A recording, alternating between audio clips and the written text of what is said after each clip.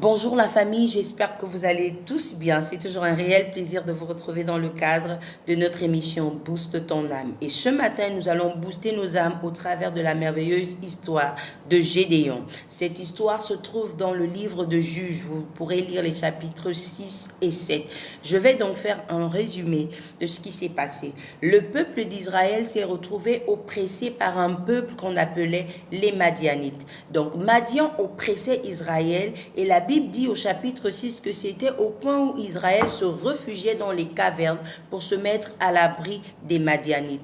Et Dieu va donc susciter au sein du peuple d'Israël un jeune homme nommé Gédéon comme libérateur en fait.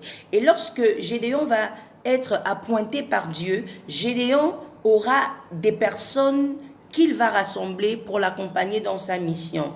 Et ces personnes-là vont passer par un certain nombre d'épreuves pour disqualifier en fait ceux qui n'étaient pas prêts en fait pour la mission.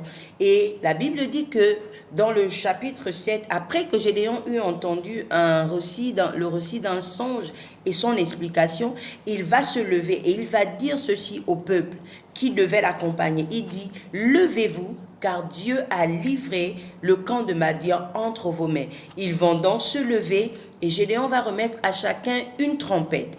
Et lorsqu'ils vont se rendre au camp des Madianites, Gédéon va leur donner ordre de sonner les trompettes. Et pendant que le peuple d'Israël va commencer à sonner les trompettes, quelque chose va se passer dans le camp de leur adversaire. Les adversaires vont commencer à fuir dans tous les sens et se tuer entre eux. Il y a donc trois choses que je voudrais faire ressortir dans cette histoire. La première, c'est l'assurance de Gédéon. Gédéon, lorsqu'il se lève, il dit « Levez-vous car Dieu a livré le camp de Madian ». Il a une assurance, il a la certitude, la conviction et il croit fermement que la victoire est gagnée d'avance. Et lorsqu'il se lève, deuxième chose, Gédéon ne prend plus les armes. Qu'est-ce qu'il fait? Il prend la trompette. Et le son de trompette a eu deux portées. C'est-à-dire que c'est un son qui annonçait Dieu et c'était un son qui a retenti dans le camp de leur adversaire comme un cri de victoire. Qu'est-ce que je veux dire? C'est-à-dire que lorsque les Madianites ont entendu le son de la trompette, ils se sont dit, ça c'est un son qui annonce le Dieu d'Israël. Lorsque ce Dieu va descendre, ça va être grave. Mieux on fuit déjà. C'est pourquoi ils commencent à fuir. Et effectivement, Dieu descend et il y a la confusion dans leur camp. Ils commencent à s'entretuer. Israël n'a pas eu besoin de se salir les mains parce que Dieu lui-même a relâché certainement une armée d'anges qui a commencé à faire le travail. Et nous voyons, troisièmement, les effets de cela. Comme nous venons de le voir, Israël en est sorti vainqueur et victorieux. Bien-aimé dans le Seigneur, Jésus a remporté par l'œuvre de la croix la victoire pour toi et pour moi. Et cette victoire-là, elle est certaine.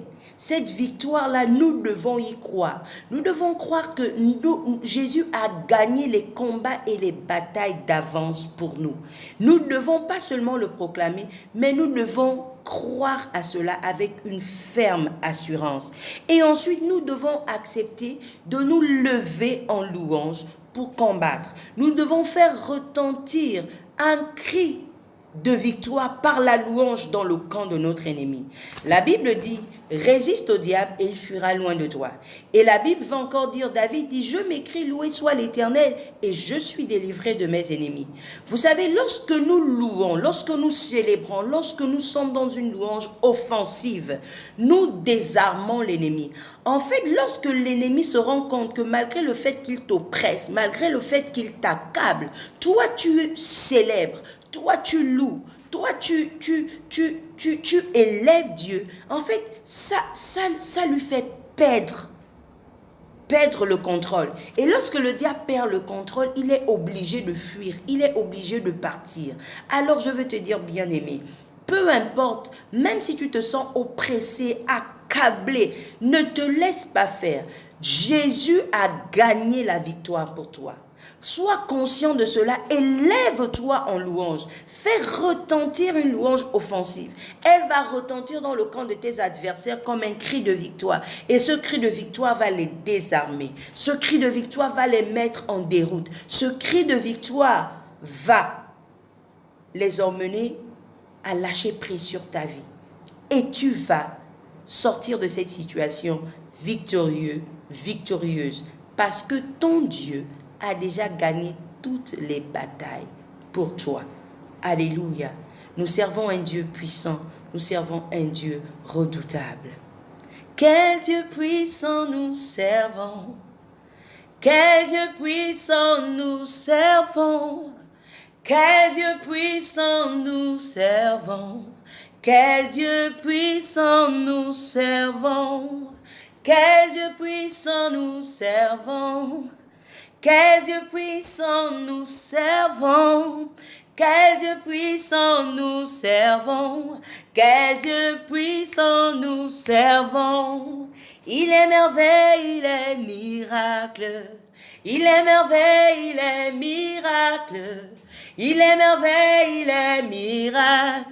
Il est merveille, il est miracle. Il est merveille, il est miracle. Il est merveille, il est miracle. Il est merveille, il est miracle. Il est merveille, il est miracle. Quel Dieu puissant nous servons. Quel Dieu puissant nous servons. Quel Dieu puissant nous servons. Quel Dieu puissant nous servons.